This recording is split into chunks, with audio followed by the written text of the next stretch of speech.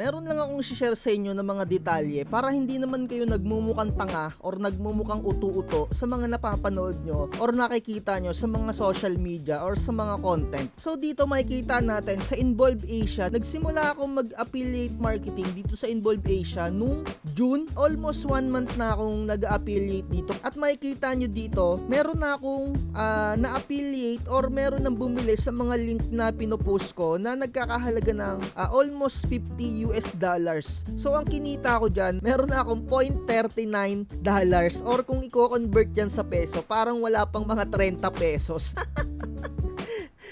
Kaya ako sinasabi tong content na to dahil nakikita ko na sobrang nauuto na naman kayo at akala nyo kikita kayo ng malaki na kagaya ng mga figures na to. So ini-edit lang yung mga details dyan para ma-hype kayo, no? Kagaya nga nung itinuro ko sa inyo nung nakaraan na pwedeng i-edit yung value na yan sa pamamagitan nga na itong inspect elements. Ayan, makikita nyo yung value na itong 49 na yan, pwede nyong palitan yan kahit ilan pa yung gusto nyong ilagay. Ayan, o, di ba?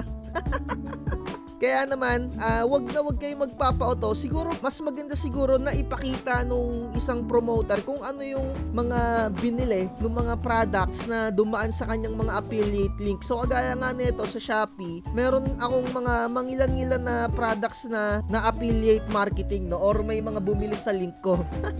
Ayan, last month, ayan, yung pinaka-total.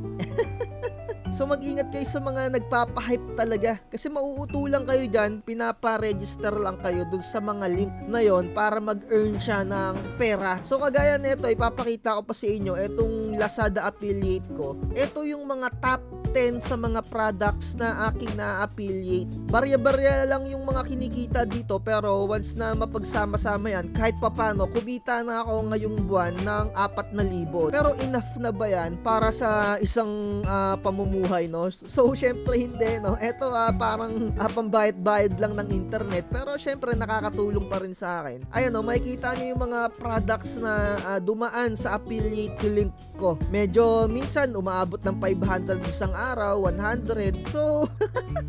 So nag-comment sa atin dito si Tropang Bentek, no? Sabi niya dito, hyping talaga. Oo, ganun talagang nangyayari, no? Kasi once na yung mga tao nakakita ng pagkakakitaan, talagang ma-active yan. Shoutout din sa'yo, ito, no, kay Raymond, no? Sabi niya dito, may karma naman yan. Sige lang, oo nga, yun na nga eh. Totoo naman talaga ang karma. Kaya kung sino man dong nag-post na to, hindi pa huli ang lahat. Karma is real. Digital stage na tayo ngayon, no? Digital na ang karma. So, good luck na lang para sa'yo. Yung pera, di mo madadala sa langit yan.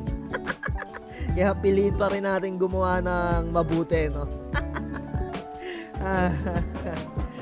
So, ayun lang. Bye-bye. Huwag magpapauto.